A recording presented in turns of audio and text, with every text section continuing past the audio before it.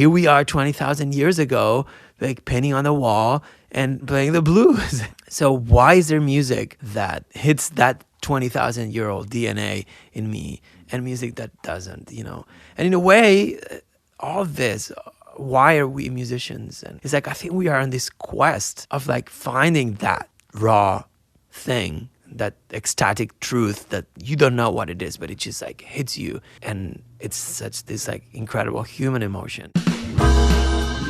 Welcome to The Third Story. I'm Leo Sidran. You are a person who feels human emotion, and that was bassist, composer, educator, and my friend Alexis Cuadrado on the reason he schleps a bass around Manhattan in the middle of winter.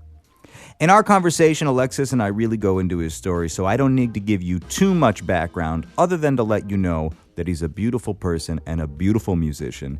He was born and raised in Spain and stayed there until he was in his late 20s when he moved to New York, where he's lived for nearly 20 years.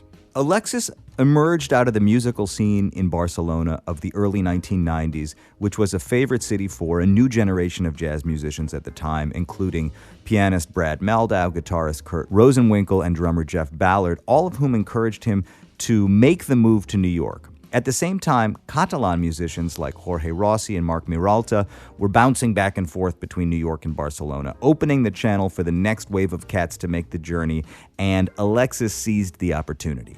It was also a period of intense musical exploration in Spain, which included a new generation of Spanish musicians who developed a language that combined flamenco and jazz, and they called it Nuevo Flamenco. And some of the most notable practitioners included guitarist Paco de Lucia, saxophonist Jorge Pardo, bassists Carlos Benavent and Javier Colina, and pianist Chano Dominguez, all of whom are mentioned in our conversation. I'm just telling you to prepare you for this wave of names that's going to come at you later. Recently, Alexis has been working with Chano Dominguez in New York, so it all comes full circle. Speaking of coming full circle, this conversation completes a bit of a circle for me as well. Last year, I interviewed singer and songwriter Pat McDonald, and I told the story of hearing him play in Barcelona in the spring of 1998 when I was a foreign exchange student living in Spain, in a subterranean club off the Plaza Real. As it turns out, that very same night, I walked across the plaza, up a flight of stairs, and into another club to hear a completely different set of music played by the American pianist Bruce Barth and a local rhythm section. In that rhythm section was a young Alexis Cuadrado, and that was the first time I heard him play. We started out our conversation talking about that scene in Spain that Alexis belonged to before making the move to the States and the general atmosphere in the years immediately following the death of Spanish dictator Francisco Franco and the opening of a new democracy. I have to tell you, this is a really fantastic conversation. I'm so happy to be sharing it with you now. Before we get started with the conversation, let me give you a little taste of Alexis's most recent project called Poetica, a collaborative experience between jazz music and poetry. This is Terra Incognita. I plugged my poem into a manhole cover that flamed into the first guitar, jarred the asphalt and tar to ash, and made from where there once was ground a sound instead to stand on.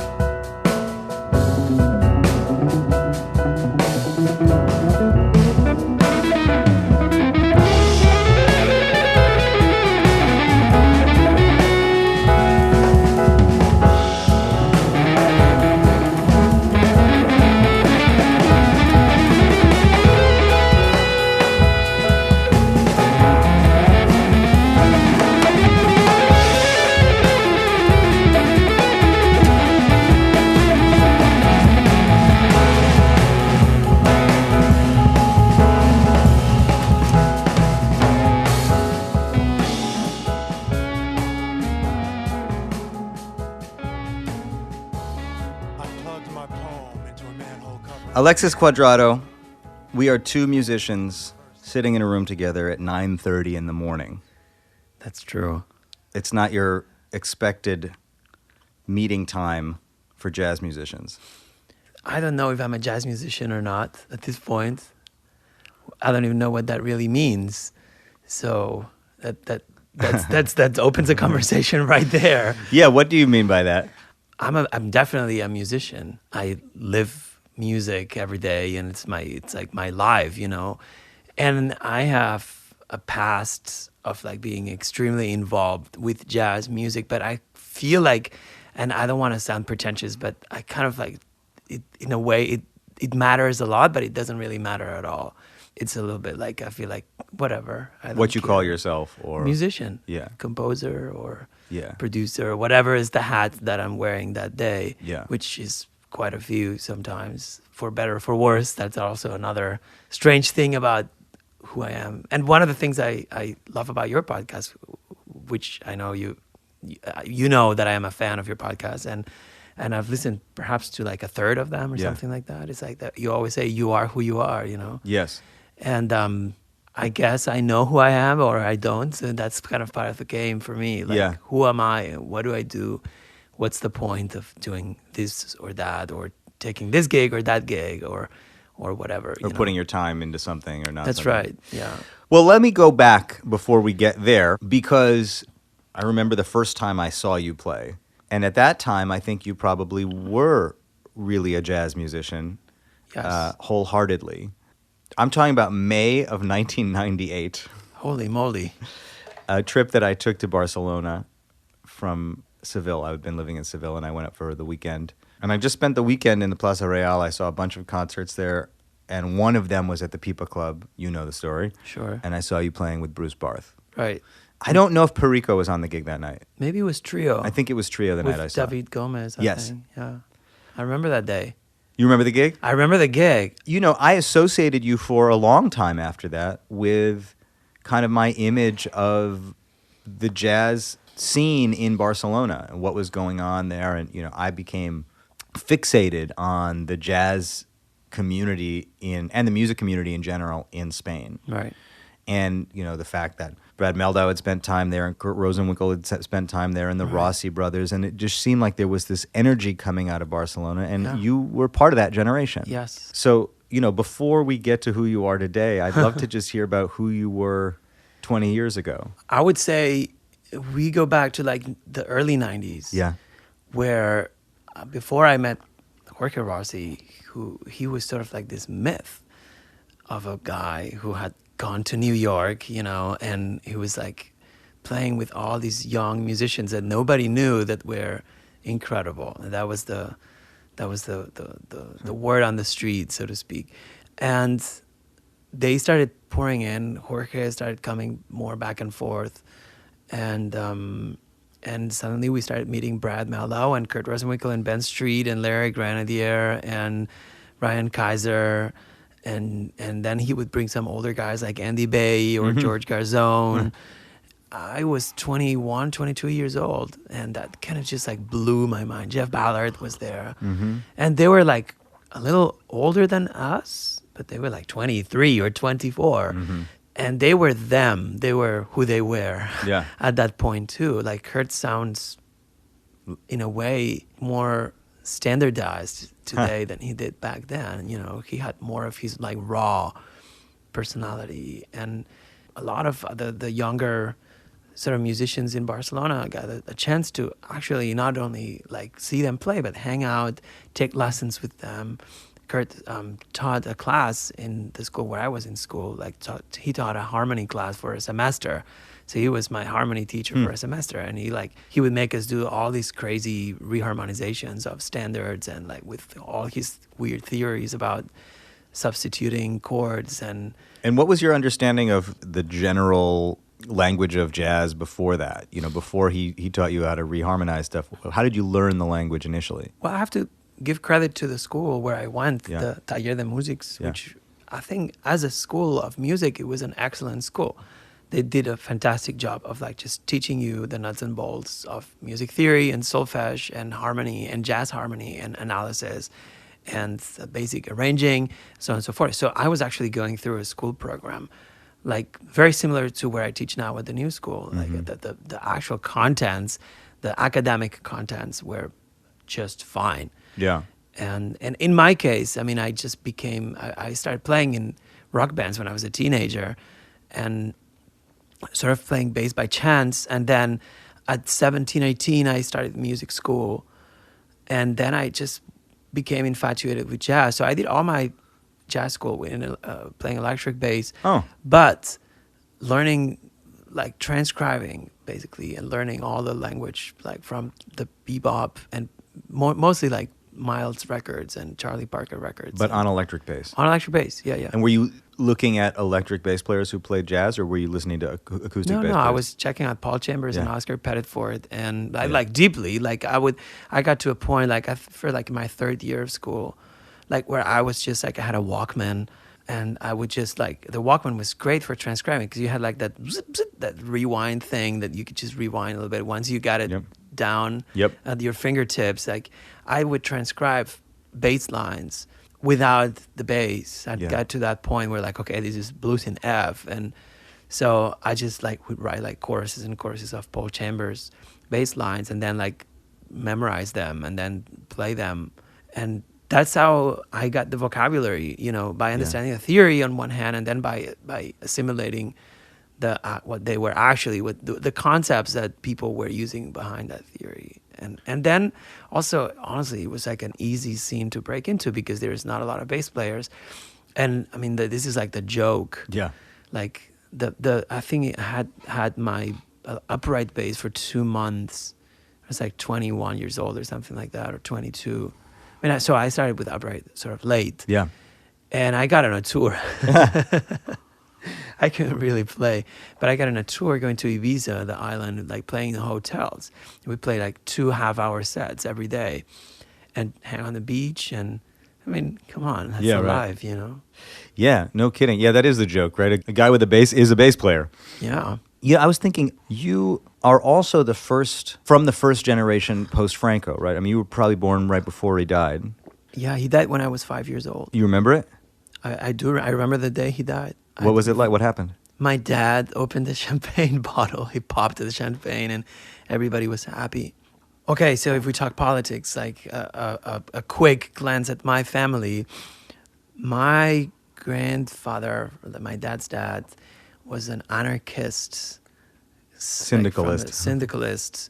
You know, if you read like Homage to Catalonia, like that, you get that the taste of that scene, the Orwell book. And so he was crazy. He was like a fighter for like workers' rights, and he fought the Civil War. He got imprisoned twice. He escaped once. He was an electrician, like a master electrician. He blew a camp. Then he went to fight the guerrillas with the Maquis in the Pyrenees, and that's how my grandmother and my grandfather escaped. And they were like, you know, like bombing and shit. It's like heavy stuff. Yeah. Then they moved to France. Then they fought with the French resistance. So when my grandfather died, like the French government sent a crown of flowers. But he went back to Spain, or he never went back to Spain? He never went back to Spain. So I only met him once, and the only thing he would talk about was the fascists. Fascists here, fascists there. You know, it's completely obsessive. So I mean, these all, and we can talk about that later. Whole thing kicked in on the day after the election. No, I mean, I'm thinking about you so much right now because history does sometimes repeat itself. I remember they were called Los Grises, like the gray police. That was the Franco police, the national police. And my sisters would always go to protests. You know, my brother-in-law was one of the first conscientious objectors who refused to do the military service. They were hardcore. Like they would go and chain themselves onto like the gate of the military government and stuff like that. So I come from a pretty intense activist family. Activist background. It's like kind of like who you are, and that's what you do, you know. Do you remember what it felt like not to be able to speak freely or openly about what you believed? No, actually kind of the opposite, because we were so sort of like such in the other spectrum. And of course, like being from Catalonia, like there is always, you know, the repression about the language. So even though my mom is from Cordoba, from the south of Spain, like, you know, at home we always spoke Catalan. I mean, by the time I was born, it was not forbidden to speak Catalan. There was starting to be Catalan on TV, and you know, but I went to Catalan school. So we were in like on the other side, like we are going to use our rights. We're gonna push our rights to the max. And like we're gonna exercise our freedom rights like as much as possible. I obviously did not have an opportunity to feel what Spain felt like or what Catalonia felt like in the 80s. Yeah. But I have this picture of it as really kind of finding itself culturally, politically. What's your memory of that? I think Spain was like the 80s for Spain was like the equivalent of like what a teenager is.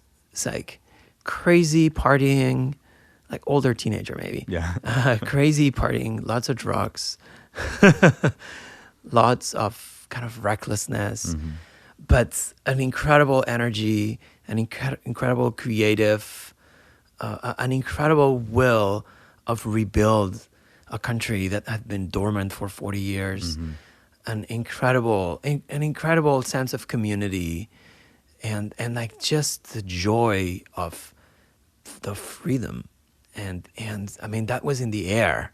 You know, I went to hippie school, like, you know, we were all naked in the lake during camp. You know, like boys and girls, it doesn't matter. We're all the same. You know, sex ed. We were being taught about condoms in 3rd grade.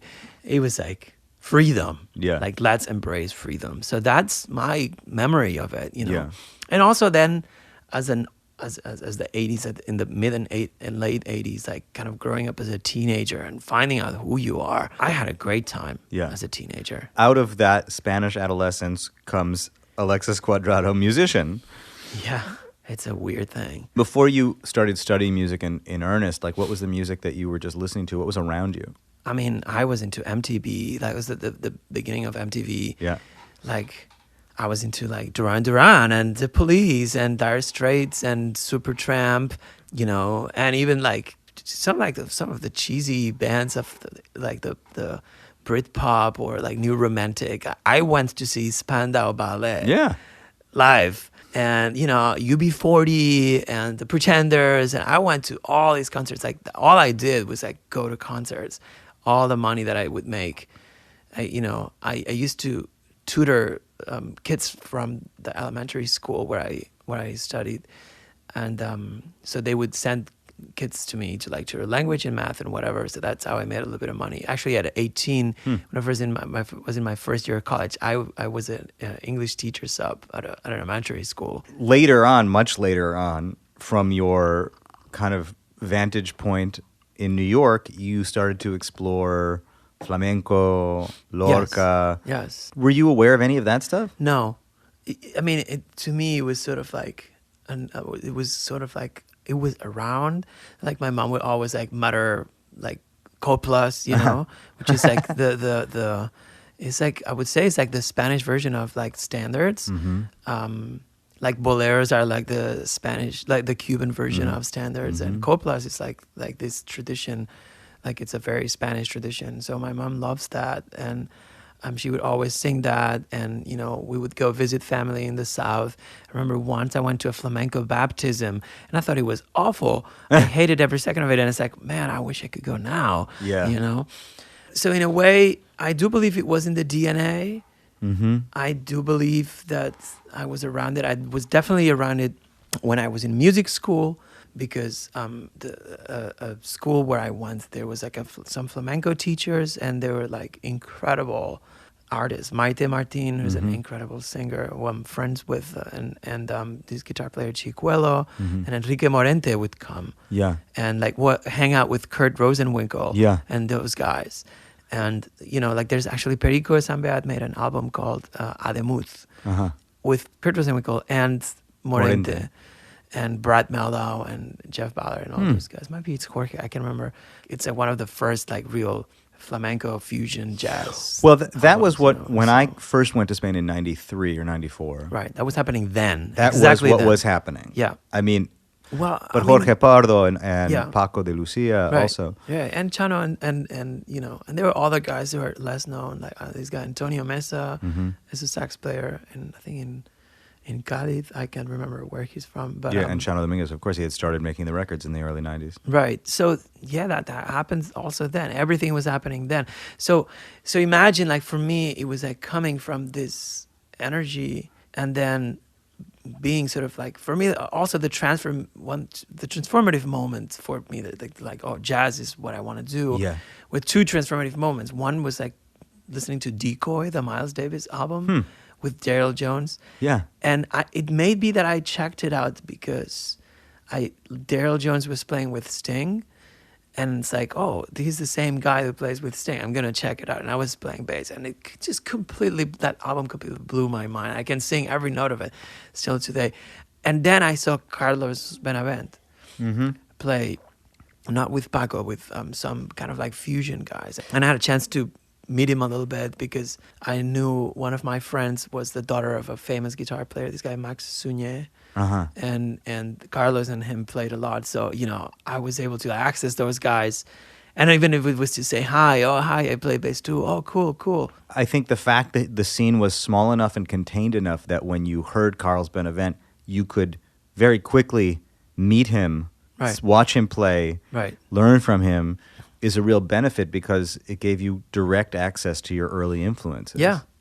I mean, it was more like an emotional influence, I think. Like, I saw that and it just blew my mind. It's like, that's what I want to do. But not like exactly like I want to copy what he does, but I want to be in that stage. I want to do that. I want to play this complex music. Yeah. And like, and get there. That was what I was going to do no matter what. And it was hard. Like, my family didn't really support that idea. Of you leaving? No, not leaving. Like when of I you left, being a musician. Yeah, like to going to music school in the first place. So I had to just start. Like I just found odd and end jobs to pay for music school. I paid for music school myself. They didn't support it. No, and so I started playing. What did they want you to do? Whatever I wanted to do that like was normal.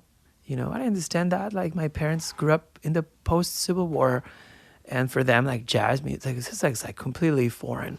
And so I was a really weird dude for my family. I mean, my older sister is a lawyer. My other sister is a teacher. My brother works in advertising. Nobody is a musician in my family. I'm like a completely weird guy. I mean, it's interesting like how getting in contact with certain people at a certain time just like completely changes your life, And I've learned, I mean, I think that one of the reasons why I moved to New York was because I wanted more of that. Like a certain point, like I felt like the Spanish thing, like had you reach a plateau, and that there's nowhere else to go.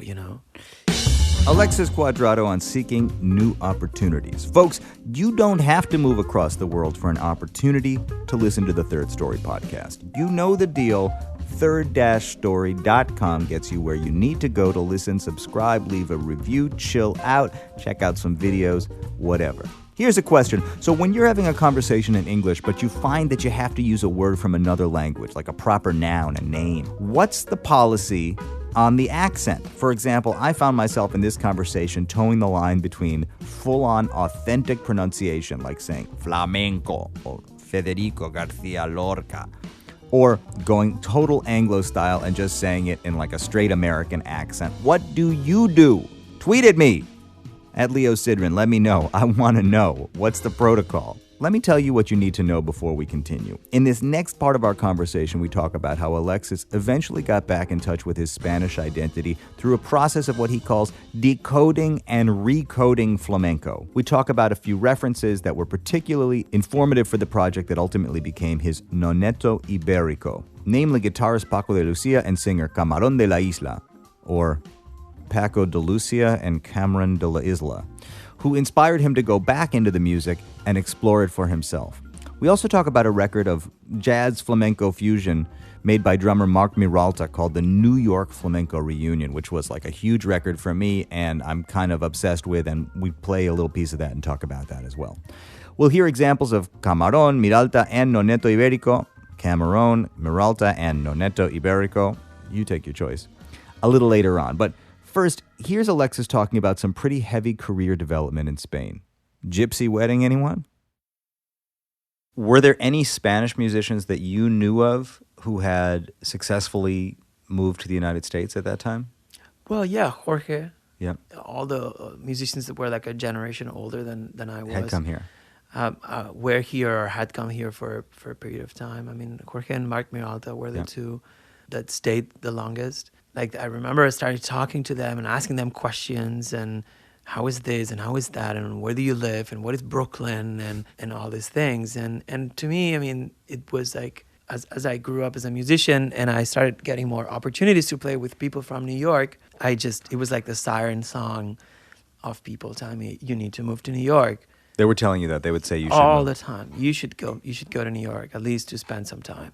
As I grew stronger and older as a bass player, I was able to like hang on. Yeah. When I got a gig, more and more people were telling me, just go, do it, you know. So I had great experiences playing like with Bruce and then sometimes with like Chris Cheek or Seamus Blake or Steve Wilson or, you know, that kind of people. Great musicians. And when they tell you that and you start to think, well, maybe I should go. And I actually came and visited in 96 for a few weeks. I hated it. Yeah. I was like, I think I was not ready. I didn't hate it. It was just like, I found that it was the summer. I was like a bit of an Euro snob, you know. This is so dirty. This is so, you know, like kind of like grungy and weird and like all the things that I love about New York now, where like I wasn't ready, you know.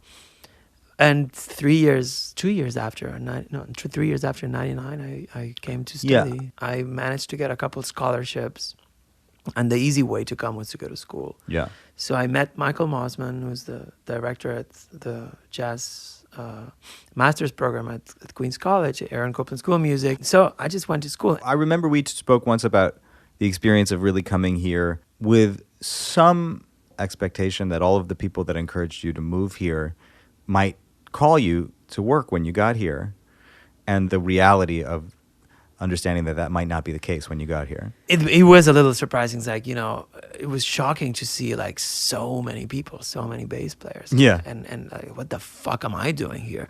Who am I?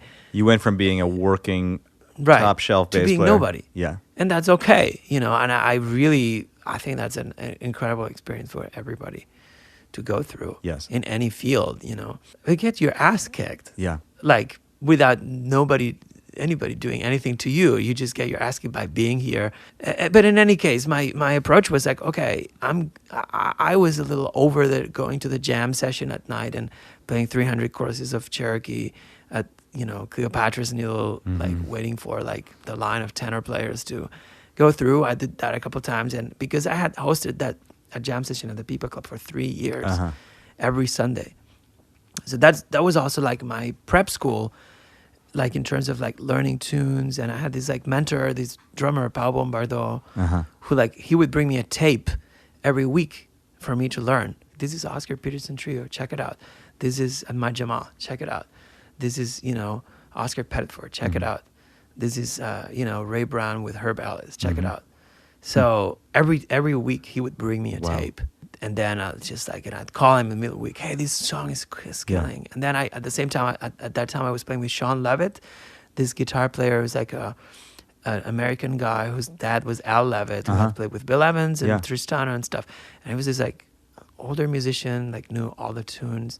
He was like a drug addict, like your, you know, typical, stereotype bebop musician, like a relic of that time. Like he had played with Chet Baker when he was like in his teens, and so on and so forth. So that was like my schooling. So I felt like you were ready. I've done that. I know the tunes. I can hang playing standards, you know, minimally okay. And on the other hand, there was like the more creative scene with like that followed more like the Brad Kurtz, Mark Turner sort of like aesthetic. And that was what I was more interested about. So what I found was like I started meeting people here that were kind of like me. I was interested in writing my own music in like a more modern approach. And I also met Guillermo Klein and Miguel Zenon and like all the Latin American people who were starting to like do their thing.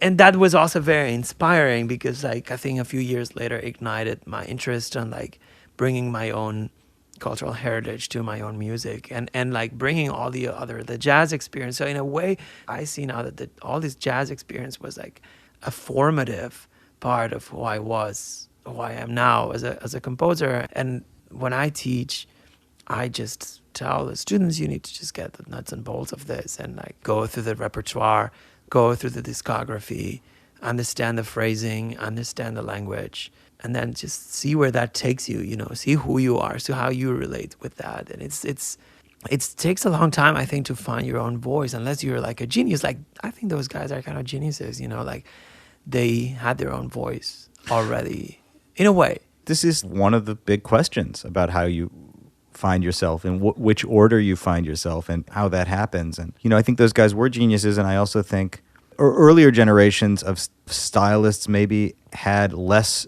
to be responsible for learning. They heard what they heard around them. Yeah. And then they found their voice within that. But this is a huge question over and over again. Like Ben Wendell, when I spoke to him a few weeks ago, was talking about, one of the things he said was, we all have to do the same work, but we don't have to do it in the same order. Yes. You can learn the whole tradition and then try to find yourself, or you can sort of have a sense of yourself and then develop it through studying the tradition. There's a lot of different ways to approach it. Yeah, I think for some reason, in retrospect, I think I did have some sort of like strong personality already. I realized that now. And I was going to be who I was going to be no matter what. But I was put through that first, the music school filter, then like I guess like 93, 92 to like 98 or 99, those 6 years of like professional experience of like being on the road. Like I was on the road with like a pachanga group. I don't know if you know what that is. That's like a band that plays like the summer hits on one end and like all your Spanish songs on the other end. I was on the road for a month in 92, in the summer of 92, in a van with a bunch of smelly dudes. And, we would go like little town by little town in the middle of Spain, like deep Spain. Like Bull Ring? Play the Bull Ring? No, not the Bull Ring. No, small plaza. Yeah. On a truck. Oh. Like the truck was like the stage. Yeah. And, like you play 3 sets, 2-hour sets. Wow. 3 2-hour sets. You start like maybe at 9, so 9 to 11. Then, 11:30 to 1:30 until 2 to 4. And it's just like you just going and people are getting drunk and dancing and you just going and you're like, I did that for a month. And that was like going to the army. Yeah. 2 years later, I was playing gigs with Ben Munder and Quico, so it's very strange, 3 years later. Yeah. So, I mean, I did have an appreciation of what to be an actual professional musician meant. Like, you just go and play and make your money that way. And I don't regret it for a minute. Yeah. Like, I've done all kinds of gigs, all kinds of recordings, all kinds of stuff, and in a very different way than an American musician would. Completely different experience, like crazy experiences, like playing gypsy weddings where you are not you're the only non-gypsy, playing a hall like Irving Plaza, like huge, like 3,000 gypsies like partying and like you're like the only payo, And what's the music? Oh, it's like rumba, like Gypsy Kings kind of vibe. Yeah. Same song for that's a 24-hour gig. Whoa. Like you get picked up at 10 a.m. and you get returned at 10 a.m. It pays really well. But like the first day I got the memo, all the instructions, like they sat me down and said, don't do this, don't look at the women, don't talk to anybody, say yes to everything, be nice to everybody, give your instrument to anybody who asks you to play, just be super accommodating, don't fuck around, because, these people don't fuck around. Yeah. Okay. So first thing that happened to me, the first gig, I remember is like these 2 toothless guys come to me and they ask me if I want a shot of heroin. Oh. Like, hey, do you want a shot? It's like, well, no, thank you. Wow. Even though they said, say yes to everything. But you said, not that, not except that. heroin. Thank you so much. One of the things I felt when I first went to Spain was just the awareness of gypsies and gypsy culture. Yeah. And, we don't have a good understanding of what that is. And gypsies in the relationship with Spain, it's a pretty special and unique thing. It's interesting. Like, it's a very insular community in a way. Mm-hmm. Like, it's very closed. But they're very cool. I mean, they have it's a tribe, and I say that in like almost like an anthropological sense, not in any kind of like derogatory way, but it is a tribe, and to be let in the tribe for a minute is pretty incredible. Yeah. I mean, I used to live in a neighborhood where there's like a huge gypsy community, pretty much in all the neighborhoods, and where music school was, like all the musician gypsies were there. They just don't let you in. Yeah. They have their own church, they have their own rules. I mean, when you go to a wedding, there's a crazy ritual where like the women put the bride into a room and they test her virginity, and that means that they come out with like a white cloth like stained with blood. That's intrinsic, like National Geographic, you know. Yeah, right. But musically and culturally, that stuff seeps into the fabric of popular culture in Spain. Absolutely. In Spain, we are used to see gypsies as entertainers, you know. In a way, it has a lot of parallels with the African American community. I used to have a friend from Chicago who spoke perfect Catalan, who would say, you know, like the gypsy community and the African American community have so much in common. You know, he would say that. Well, and through the Nuevo Flamenco thing that emerged in the 90s, I started to hear more and more this conversation that connected the blues tradition and cante hondo. Totally. This was what, you know, people would say to me when I was living there. Well, cante hondo is like the blues of Spain. Yes, that's true. And at a certain point, as I said earlier, from your, you know, American point of view, you really started to dig into that. Right. Yeah, it was a strange thing. It was sort of like calling. It was like a light bulb turned on one day. And I mean, I've definitely had been exposed. You know, I'd met Chano around that time in the early 90s, you know, and I've met Javier Colina, and I played with Perico and Mark Miralta, you know. And so these were the inventors of this kind of hybrid language, right? So you were there, and you were a bass player, so you got picked to do a gig, you know. I've played with Maite Martin in her Boleros project. Like, I would have coffee with Chicuelo, her guitar player, and it's like, oh, how does the palmas work and this and that, you know? Oh, okay, I see. And then I would just practice it a little bit. So it was definitely in. But there was one day that I was like, flamenco, it just popped. I put a Camarón and Paco de Lucia record, and that was it.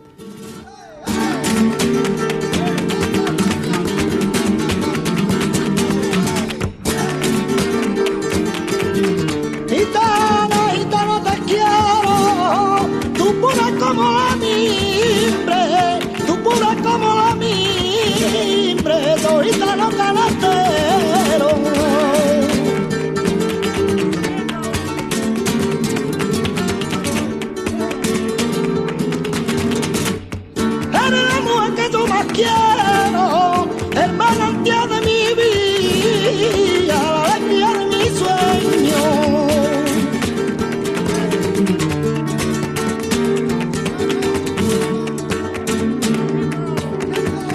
En el alma me acompaña, por la noche me desvelo, porque pienso que te mira la estrella de los cielos. Yo siento como ve, y de la luna siento cero, de la luna siento cero, y todo te quiero, tú pura como la mimbre, tú pura como la mimbre, yo gitano canastero. I was in New York, like, this must have been 2003, 2004. Yeah. And you'd been here for 4 years, something like that. Like 5 years or something. And he was like, oh my God, this is I have to crack the code of this music. I have to understand what this is about. I have to figure out how this works. And that was it. Like, it was very strange. Like, one day I decided I had to do that. So I did. It took me like 3 years, and during 3 years I was basically like doing field research, like buying all the records, listening, transcribing, in a way like trying to absorb the language and trying to understand what the styles meant, how the information was organized. And in a way, when I speak with Chano about this, he thinks that I have an extremely academic approach. Yeah. You know, But that's my approach. I'm kind of like a nerd. I'm a brainy guy. I mean, that is know? seems to be your approach just to learning in general. It's a combination. See, this is an interesting topic because it's a combination of why does this music have this effect on me, on my emotion, on my soul, on my DNA, you know? And this is like something I always tell to my students, and your dad would relate to this, you know, like when you watch that Werner Herzog film, The Cave of Forgotten Dreams, Yes. and there's that pentatonic bone flute, yes. you know, it's like that it's 20,000 years old. It's like, what the fuck? You Yeah. know? Like here we are 20,000 years ago, like painting on the wall and Playing the blues. you know, and playing the blues. It's like, so why is there music that hits that 20,000-year-old DNA in me and music that doesn't, you know? And in a way, all of this, why are we musicians, and you and I and anybody who's a musician, is like, I think we are on this quest of like finding that. That is why I'm a musician. I at this point realize that's why it's a quest, like it's a search of that raw thing, that ecstatic truth that Herzog talks about, you know, that you don't know what it is, but it just like hits you, and it's such this like incredible human emotion. It's at the center of our humanity. I mean, that's what I'm hearing you say. We are on the search for our humanity. Yeah. It's so ambitious, just like so pretentious in a way to say that, you know, but it's also like what distinguishes us from the rest of the animals, Yes. you know, like that's what I'm after. And then that moment, that flamenco epiphany awoke this hunger for that quest. So in my brainy way, it's like, okay, I'm going to decode this and recode it my own way.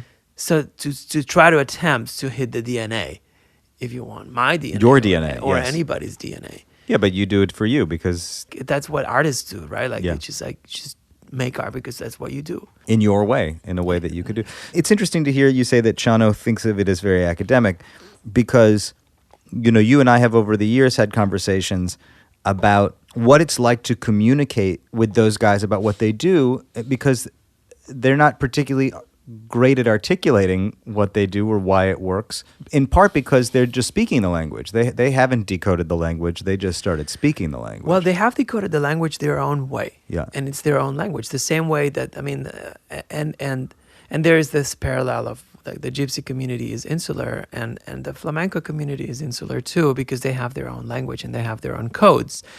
And I mean, I know some of the codes, but some I really don't. Even when I've had access to like people who've opened up to me and said, sure, come. Yeah. And I'll show you how to play Soleá. Yeah. I still don't get it. I mean, it's just like, I still like think that it's because I would have to like be around it for a long period of time and just absorb it from a completely intuitive kind of way. Do you think that the same was true of jazz initially? I think so, yes. I think there's such a huge value of learning the music by ear and by memory. Here we go into the debate whether academia for music is good or not, you know. What academia for music does is like it organizes the information for you, but how you process that information is the outcome of it. And I mean, like Ben Wendell was saying, like, well, yes, you don't have to do it in a particular order, while a school will give you the information in a particular order. I mean, and of course, jazz was an oral tradition because there was no schools. And like people just did it in whatever order they could. And I mean, was that beneficial in the sense that there were more original voices? I think so. I mean, it's more a challenge to be an original voice today that it was 50 or 70 years ago. However, there's a lot more. There's 50 or 70 years more of history, Absolutely. and then I mean, there's a lot more references, and so I mean, going back to that, for me, the flamenco thing was just an element that connected me with that identity of the teenage 80s in Spain, and that connected me to who I was, and made me realize I am Spanish, fuck, I am Spanish and this is who I am. But that's you are who you are, so I am who I am. But you had And- to leave, you had to be here to really feel that. I mean, I think this happens to a lot of people who came to New York. Definitely to the closest I can think of is Mark Miralta, who had the same exact experience, and then he did that project, the New York Flamenco Reunion. One of my favorite which is records. A great record, And in a way, that's when I did my project Noneto Iberico. That's why I wanted to have Mark and Perico with me because on the project, because it was like to close that circle, like make the full circle, and like invite them to share what they had shared with me like 10 years ago. Yes.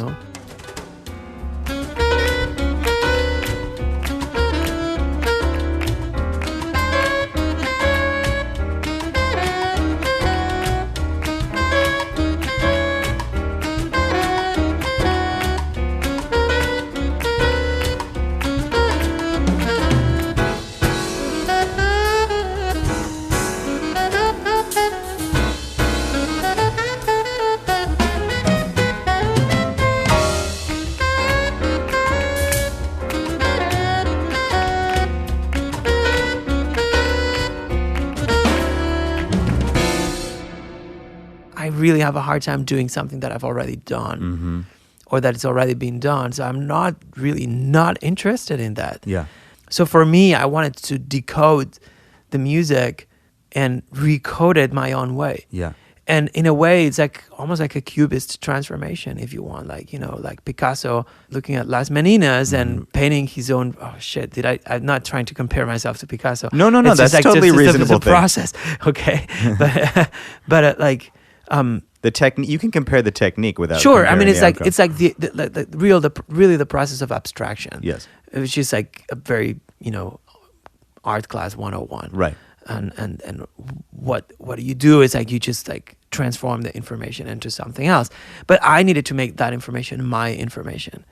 And I mean, in that particular project, there's a lot of there's from 12-tone technique to all kinds of stuff, because I'm a nerd and I'm interested in learning and trying something that nobody else has tried. Well, I think when you recoded it also, you put it through the filter of the stuff that you had gotten into right. in the period between leaving Spain and being in New York. Right. Composition, all of these different techniques. Right. My dad over the years would say something like, jazz is not a music, it's a way of traveling.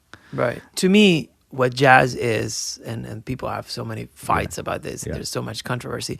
I mean, to me, jazz is improvised music that comes from the African American tradition. Yeah. Period. That's the simplest definition you can give to the music. Now, I'm a white, Hispanic, Spanish, European guy, so I don't come here to rock anybody's boat, but I bring my own thing to it, and for better or for worse, I grew up loving the music, loving jazz. Yes. So that's part of who I am. The same way of like the flamenco thing is part of who I am in a more intuitive, heritage way, if you want to. If it's not really my direct heritage, right? But it was there, and that's Your mom true. was singing coplas, and that's there. And apparently, I've learned about this recently. Apparently, we do have some gypsy blood in the family. So okay, I guess I'm qualified. Hey, Yeah. So I'm gonna have to do one of those DNA tests, and see if it's true. But it doesn't matter to me. The same way that it's like with the flamencos, there's also are you one of ours or not? Yeah. In a way, it's like I don't care. Yeah. In not that I don't care in a bad way, but I doesn't don't matter. mind. It doesn't matter. None of this has to come from what your blood is or where you came from. Some of it can Right. just be personality or what you're attracted to or whatever. You could be called to stuff that seems totally far away from where you were born. Right. But you have a very strong compositional aesthetic. Yeah. That to me is the part of what you do that is particularly in Noneto Iberico. I mean, that's a turning point. Yes. In my writing and in my conception. That becomes as much a conception. chamber project to me Yeah. as it is a jazz Yeah. project. Yes, it is.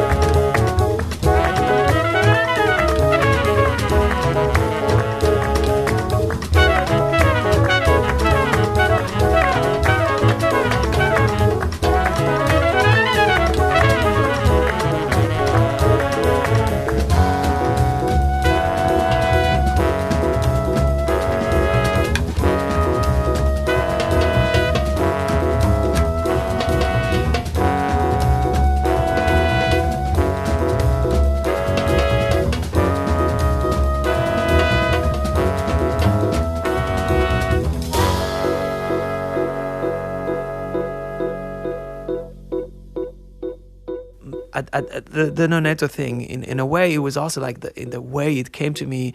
It's like I applied for one of the Chamber of Music America grants, and I never thought I would get it, but I did. Was that your first time applying for a grant? It was my first time applying for it. No, my second time. I think the first time I didn't get it, and the second time I got it.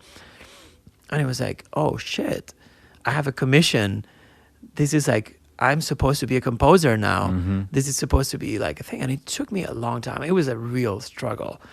I think it took me like 6 or 8 months to write that music. And I kind of found myself as a composer. Like it forced me to find who I was. It forced me to find a voice.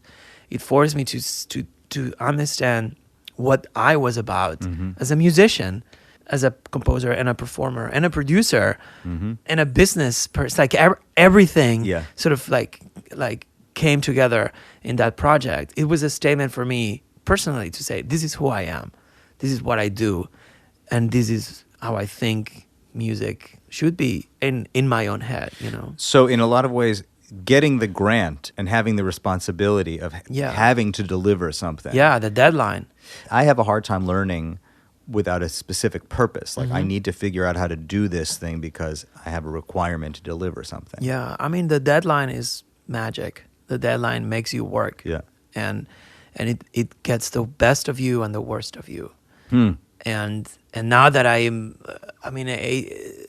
7 or 8, 9 years after I got that grant, it's like 2008. So I guess it's almost 9 years ago. I'm used to the deadline.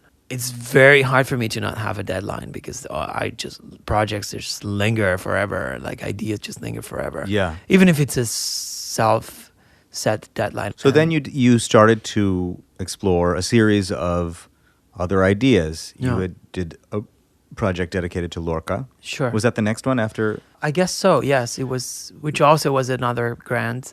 And also mined deeper into the kind of Spanish connection. Yeah. And the Latin connection. Because you're from Spain, did you find when you came to the States that you were considered to be Hispanic in the same way that all of the Spanish-speaking community is? I did. I mean, I found like a kinship with all the Mexicans and Hispanics just because we speak the language. Yeah.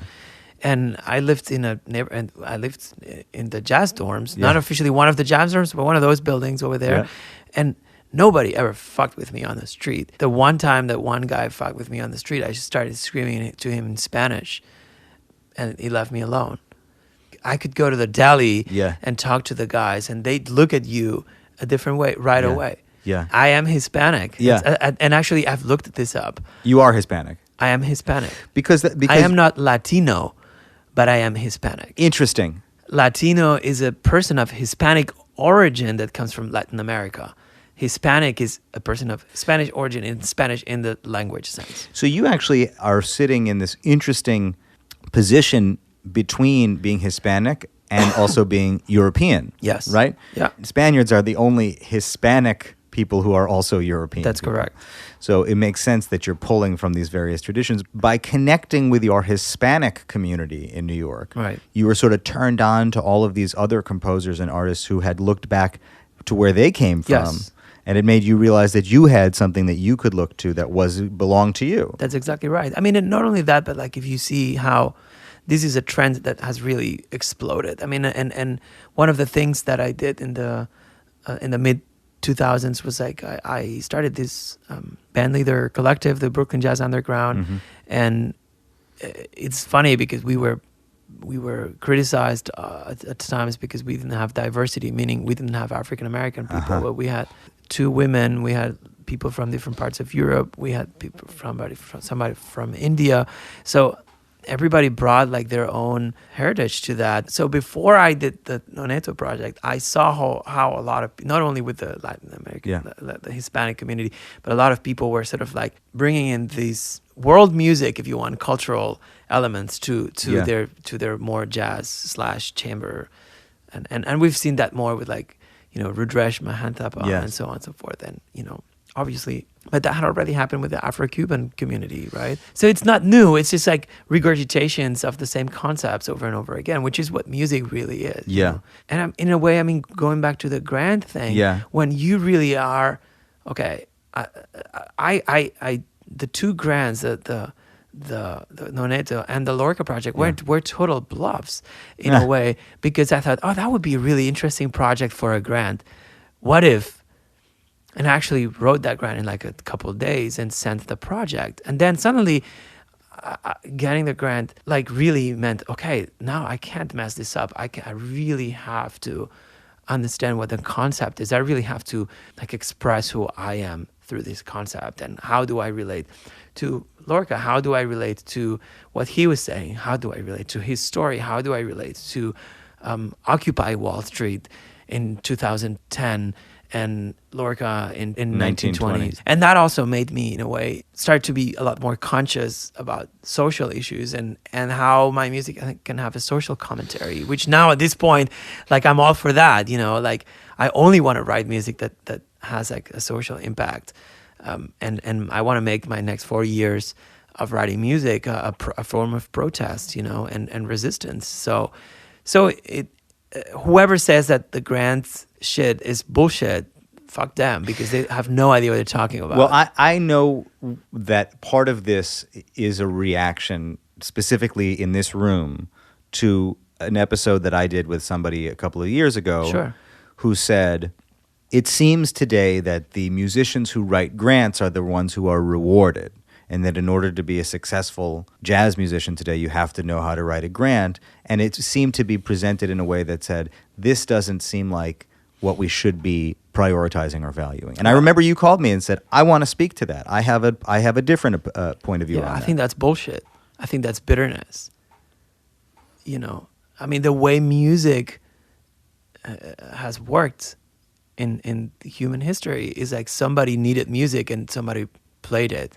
A grant, it's a very institutional way of expressing that action. Music is needed. I just disagree. I mean, it's just like a grant is just incidental. A grant is an anecdote. My take on it is, a grant is a very European way of looking at how art gets financed, in the sense that there is so much culture that is supported institutionally in Europe. And here, whether or not we're aware of it, America seems to value private. Well, actually, I disagree with that too, because in Europe, most of the money that goes to the arts is publicly funded. Yes. From the government. Yes. Here, all these grants and all private. the money, it's private. Yeah. That's it. Yeah. This is the patron Yeah. requesting a piece of work Yeah. from the artist. Yeah. And yes, that's an European tradition. Yeah. But, if you say, oh, because you got money from this patron, you can't sing the blues, fuck you. Yeah. I'm sorry. That's my take on that. Yeah. So, Because I do think that has nothing to do with the emotion. In a different way, people have the same discussion about whether music schools are a good thing or not, and I can understand both sides of the argument. I am a professor in a music college in New York City, and I see it from both sides. I see that a lot of the students there maybe shouldn't be there, because maybe some of the students there shouldn't be there, because it's just like they're kind of lost. But hey, where should they be? They might as well be there and get a college degree. And I've seen the transformation between the freshmen and the graduates so many times now. Whether we agree on how much college costs, which I do not agree on that, the actual impact that has on the person is huge. it goes back to this thing that you said about Carlos Benavent, where you said his influence was emotional. Right. As a music professor at the New School, you have an obligation and a requirement to teach the material, but you also have a responsibility to help people develop themselves, whatever that means, into themselves in that period. And it's a message. It's a hard message to transmit. Like in one of my classes, I teach an arranging fundamentals class. The first day is about the 20,000-year-old flute, and I actually tell them about that. Yeah. And it's about Ira Glass. Yeah. Telling, like in that video where he says that you need to find your own voice. How do you find your own voice? And it's about Werner Herzog talking about the ecstatic truth, and it's about Gil Goldstein on your podcast talking about the harmonic series, and like his almost like esoteric approach to the harmonic It's a series, religion. It's like God for you him. know. So it's about all those things, and then it's like going back. It's like, how do you get there? By is it? And I talk about Schomburg and how Schomburg in his Theory of Harmony book talks about the art and the craft, and what is art and what is craft, and it's an art. That's an art class. That's an art aesthetics class. Yes. And I want to take that class. okay, sure. I mean, I'll send you the link. But it's like, okay, who are you in this? Right now, you're just a student of the art. Now, I want you to understand the craft, but whenever you have a chance, think about who you are and how can you contribute to the art. Yeah. Now, think about it now, because you can, because you're here because you're smart. You're here because you have a voice. You're here because you have something to say. There's that moment when you stop, this is what my father would say, you stop studying the thing and you become the thing. I guess so. For me, it's always a symbiotic process, in which one day I really think, oh, I got this, and the next day it's like, I have no idea of what I'm doing. And if I didn't have the day where I think I don't have a clue, I would be screwed, Yeah. I need that day. I mean, that's like every other day. Yeah. So I really go back and forth. It's like the devil and the angel, like hovering around my head. You know what I mean? But that's great. I need that process in order to move along. And I feel like that itch of learning and that itch of like wanting more and that itch of doing something different every time needs to stay there. If not, I would be doomed. I mean, the same applies to like now that in the last year I've been doing a lot of production and that kind of stuff, and we of course discuss that so much. And I call you like, dude, why does this sound so compressed or whatever, But in a way, it's like I approach that the same way. I approach that from like, what can I express in this medium that I have not expressed before? I mean, I can imagine why Chano says to you, you have an academic approach to learning flamenco, because I've seen how you approach learning Pro Tools. Right. And I assume that you basically approach every challenge with a similar headspace. I guess so. Not necessarily analytical, but questioning. Why? Why do we do it this way? What if I did it this way? How do other people do it? I mean, just as a student would, right. As a student. Yeah. And also in the application of looking at your own sessions and your own compositions and asking those questions.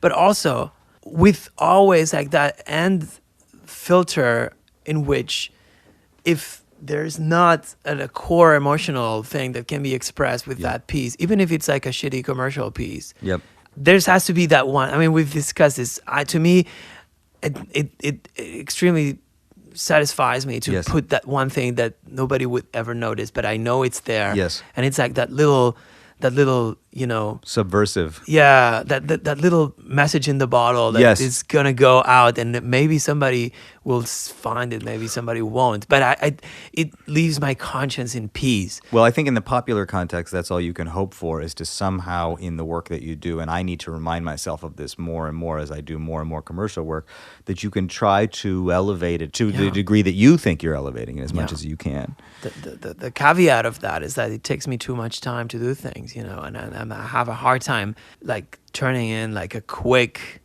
thing. It's just I really struggle with that. I really, really struggle with that, and it's just like it's fighting with my own brain and my own emotions, and it's having a self fight is not fun. You became an American citizen. Yes. Last year. 2 years ago. 2 years ago. 2014. Yeah. Your first presidential election, Yeah. in which you had an opportunity to vote, Yeah. yielded a shocking, historical, scary result. Yeah. And this is your country now. Yep. You said something 15 minutes ago earlier about how your priority right now is to make sure that the music that you make is a reflection of your, I don't want to say political beliefs, but that it has political beliefs. Absolutely, yes. Not only that, but I am on a mission of convincing the people who I believe are really harming themselves by supporting the new administration that they're wrong. I'm saying it just as I think about it. Yeah. And actually, one of the projects that I want to work on, that I've not really started working on it, but it's in my mind I have, is a project that tells a story about undocumented immigrants and how do they contribute to our country. What's their experience, and how can we relate to their experience? So, through a friend who actually curates museums in the Midwest, I want to bring this project to the Rust Belt, and it's like an interactive project with like journalistic facts, and I'm collaborating with a writer in the New Yorker, and with a photographer, and that will take photos of the people whose stories. So it's almost like a soundtrack of these people's stories. And I mean, my goal is to like go to Trump land and bring that in and present that information. Yes. That I mean, I want to be an activist. Yes. In that sense, through art, through music. Well, this takes me back to, the conversation of coming up in the first generation after Franco, in which I think your choosing to be a jazz musician initially was a sort of a byproduct of a political environment. Yes. In which case, being a musician is political for you, always was a kind of a political act. Not really until more recently. And I think that also kind of like there has been an awakening of my political consciousness and my social consciousness. And maybe it's because I became a dad. Maybe it's because I'm Hispanic. Maybe it's because I felt attacked. I mean, I felt it firsthand during the 2008 recession, when I had like two newborn twin sons, and we were like, oh my God, what are we going to do?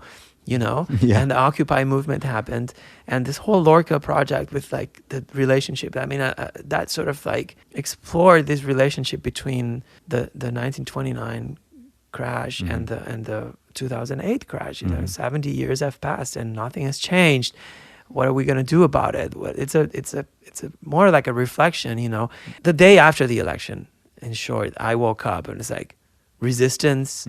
I recorded "We Shall Not Be Moved" on the bass and put it on Facebook, and it's one of the things on Facebook that's gotten more hits and shares ever. And you said something that I totally agreed with, and I needed to read the day after the election or within the first week, which was, we do great work, we make art, we don't cower, we don't hide. We have to continue making important work now. The fact that this is happening in your life right after becoming a citizen, I just wonder like what it would have felt like if you weren't a citizen. Oh, I would be shitless scared. Yeah. I'm happy and I am proud to be an American citizen, and I'm gonna fight the fight. I'm ready. Yes, this is the most American thing that you can do, is fight the fight. I guess so. I mean, I think the most American thing that I can do is be who I am. And because we are a diverse country, we're a country of immigrants, and I am an immigrant, and I'm a proud immigrant, and I am a proud American immigrant. So I'm ready. I'm ready to go. Alexis, thank you for being who you are. Thank you, man. It's such a pleasure. And I love the podcast, and I love being part of the community, and I feel more connected to the community because of your podcast. Wow. So it's great. I mean, it really is. It's my biggest hope for this whole thing. So thank you. Awesome. Yay. There it was, my friends. Alexis Cuadrado. Great talk. We covered a lot of ground and touched on some of my favorite stuff. If you like this one, man, there's so many ways to go with this. You might enjoy previous episodes with the Spanish connection, including Pat McDonald or Jorge Drexler. You might want to hear from some other bass players like Alan Hampton, Michael Thurber, or Will Lee. Or, I suspect, if you made it this far, you're the kind of person who will really dig my conversation with Gil Goldstein. All of them can be found at third-story.com. So there you have it. Listen, folks, it's winter break next week for kindergarten, and I'm taking it too. I guess I'm still a child at heart. So I'll be back in 2 weeks with another great conversation. Until then, I'll talk to you soon.